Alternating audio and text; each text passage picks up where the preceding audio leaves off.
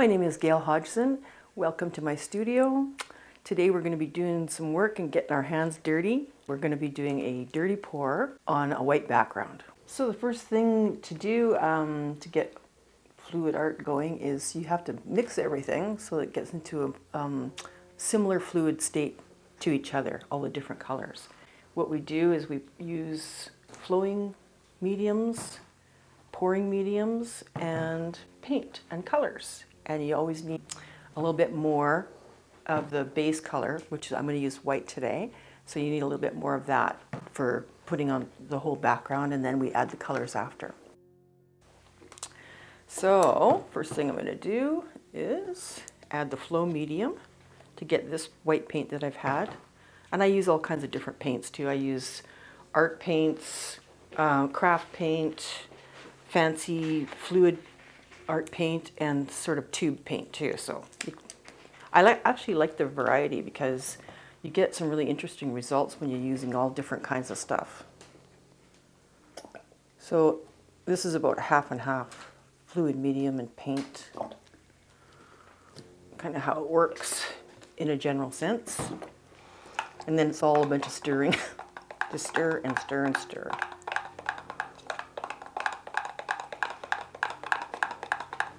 I kind of like this part too because it's kind of meditative too. It's fun for me. I hope it's fun for you. Well, the end part's really fun when you put the whole thing together, but we do have to do this part.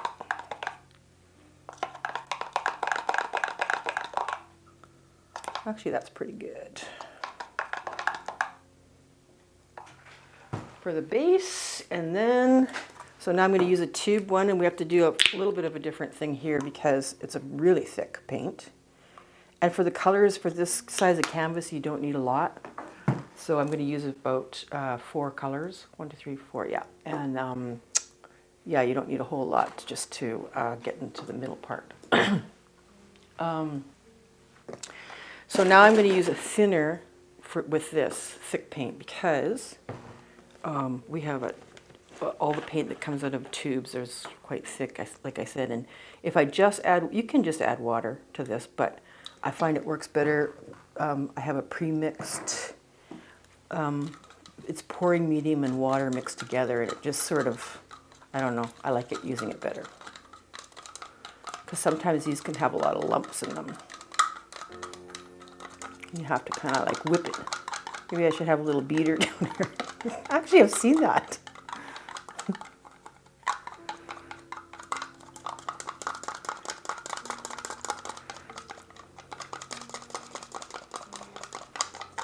Now I'm mixing like my grandma. She'd have a big bowl like this of cake batter, and she'd hold it like to the side like that and really whip it. I was always impressed with that as a little kid.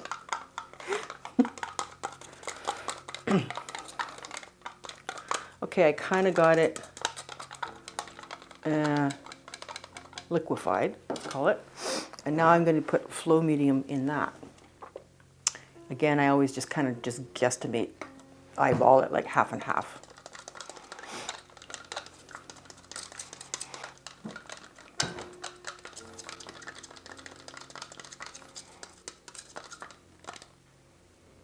It's a little bit thick. You want it. We always talk about all the fluid artists and stuff. It's like the consistency of cremo or cream sometimes you want, but not milk and not like syrupy either. So that's pretty good how it runs off the stir stick like that. Okay, that's one color. And my color theme today kind of was inspired by Hawaii. I saw this beautiful picture recently of a traditional floral, sort of like a headdress sort of a thing that a woman dancer a Hawaiian dancer would wear. And it had this most beautiful, actually my favorite combination of colors, which is this fuchsia and this vibrant yellow. and a turquoise and a purple. And again, I'm going to put a little bit of thinner in with this thicker paint first before I put the flow medium in.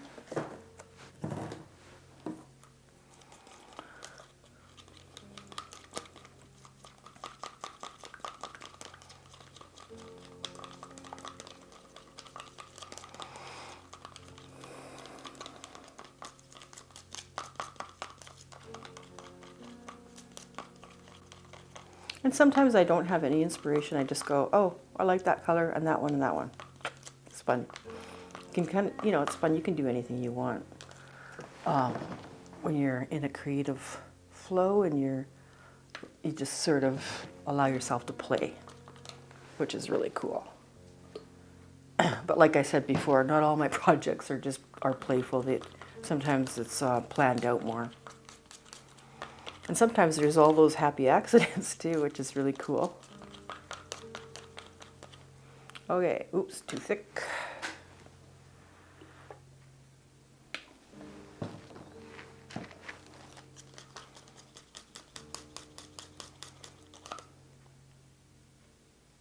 That's pretty good. And then just before I pour, I just kind of check them really quickly again. Now these ones they have fluid medium in them already. Like I said, I like to use all different kinds of paints and stuff. It's fun. I'm building up my Hawaiian flower crown here in colors.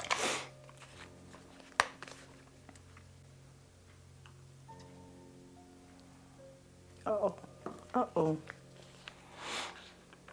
It's chunky.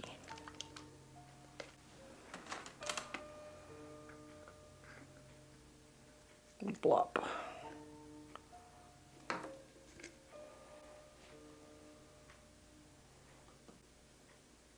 Yeah. No chunkies. We're doing a dirty pour, but not a chunky pour. See, these were kind of like pretty good to go. This one, I didn't check it.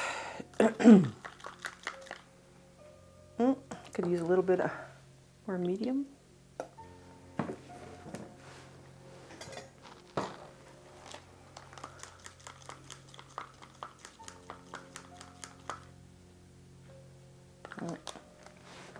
Tiny bit of thinner.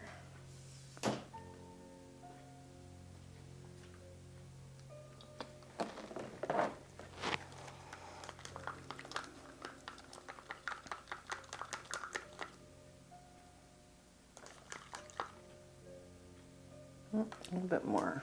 Sometimes I find different pigments of colors do different things too, like, especially reds and greens. Artists know that those are always in a thinner state, and white is always a very thick state. Okay, now got all our colors done. So the base color, which is the white, likes to have, I like to put in a little bit of silicone, like I'm talking a drop. This is kind of, you don't really have to use it, but it's one of the things that creates the cells and the lacing in the final result, which is really cool, which I like. But you only need like a couple drops of that. You got to stir it in really well.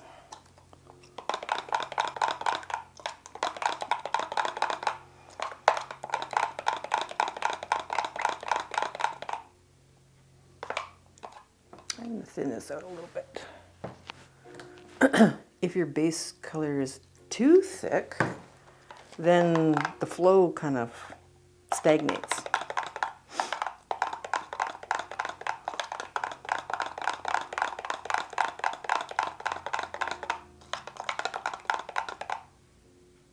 Yeah, that's pretty good. Make sure that silicone is all through the thing.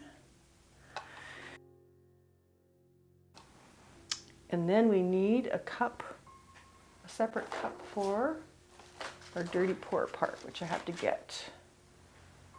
But actually we're getting ready to pour. I'm just going to check the colors again. As you can see, I like to reuse everything. And I don't wash it that well. Oh well. Okay, so a dirty pour is layering the colors all in one cup, which is cool. But it's good to do it kind of like, I like doing it, you know, like one color at a time in the cup, and then do it all again. So the idea is that these are all of the same consistency or similar, so that they don't overmix. And the only way you can learn that when you're doing this is by that happening and going, oh, I won't do that again. And if they're watery, that's what happens. It can turn into a big mud mess. So I'm just checking them again. Cool. This one's a little bit thick, so I'm going to fuss with this a bit. I will put a tiny bit of this.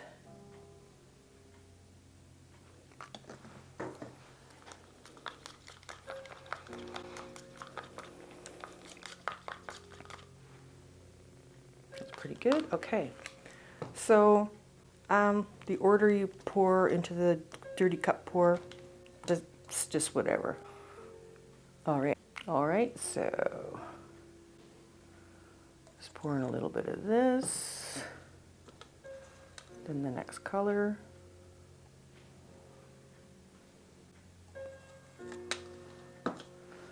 And it's kind of neat because they kind of mingle together, and they're not like, it's not making purple or whatever right now. It's just, they're just sitting together. That's what you want.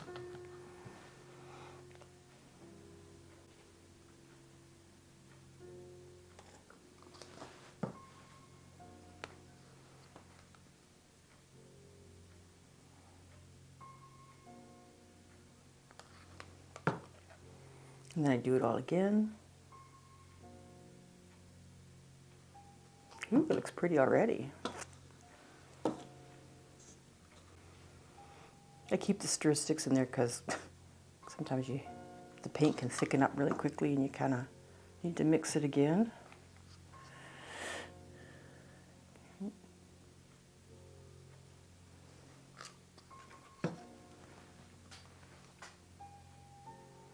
I think that's going to be it for that part.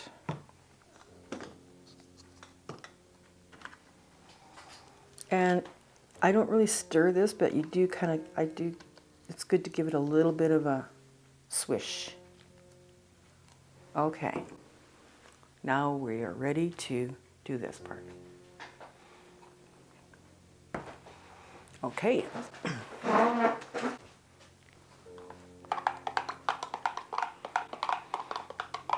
So first it's all about getting the canvas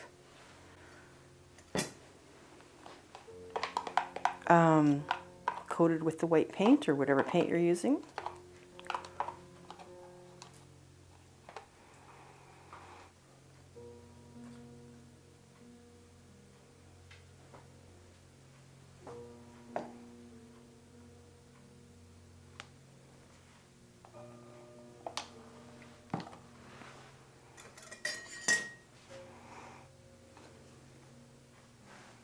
Move it around a bit. Make sure all the areas are covered before you do the color part.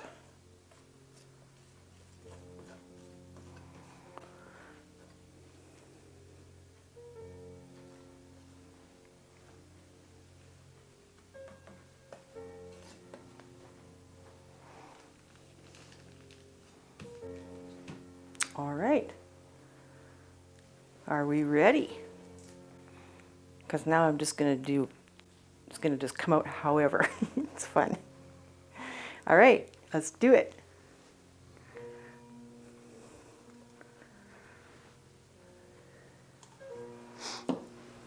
Now the cool part is this. So See what happens. Actually, I might move it around a little bit first.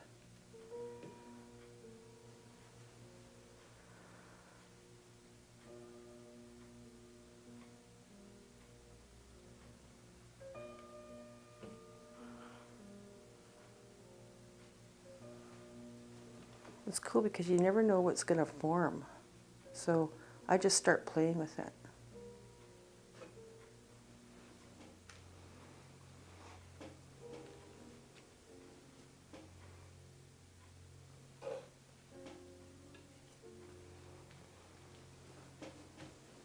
You can see the cells starting to form right now. I love those little things. I don't know why.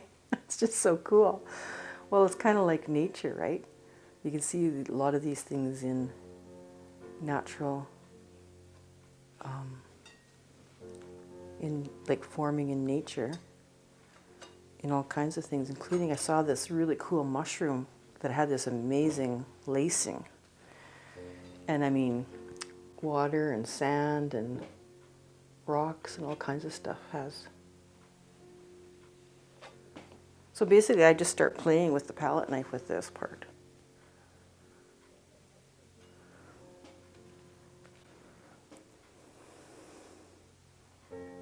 I love how this forming already. A little bit of yellow has disappeared, but that's okay. And let's see.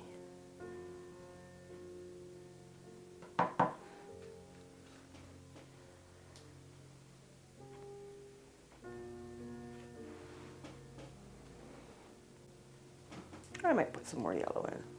This is where you go, it's sort of like, it's abstract, so you just go, well, I like that and I don't like that, or I'm going to move that around, you know, and add a little bit of this, a little bit of that. So I'm just going to add a little bit of yellow.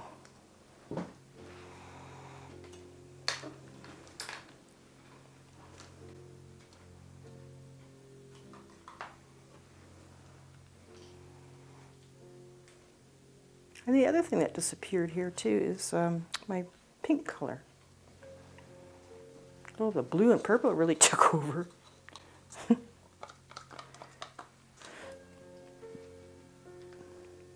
might just put little pools in here for that. And then I'll move them around. But I'm loving these cell formations here.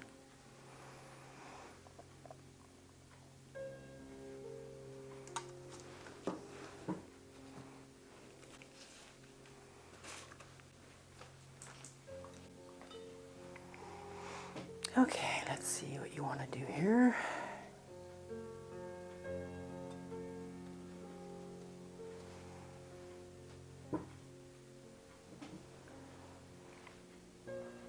Ooh.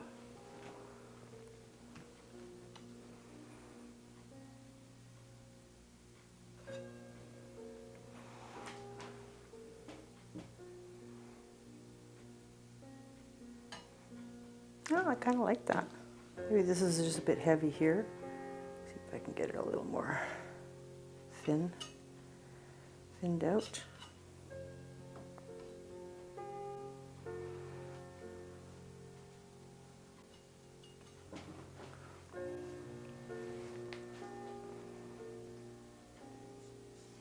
Okay, I think I might leave that. It does its own thing as it's drying too, so that's kind of cool. You come back and, you know, in a couple hours and you're like, oh wow, I didn't expect that. And it's interesting too because in the temperatures, like so if it's warm in your studio, it'll sort of dry, of course, quicker. And then, so it'll, you know, it'll sort of look similar to where you left it. But I found when I was doing this in the winter and it was cooler in here, the flows just kept moving and moving, and it took a long time to dry, which is neat too. I like that. I think that looks really pretty. Okay, well that's my Hawaiian inspired colors. Okay, well thank you for joining me today. This was really fun. If you'd like to learn more and see more, get inspired and get in the flow, subscribe to my channel and share it around.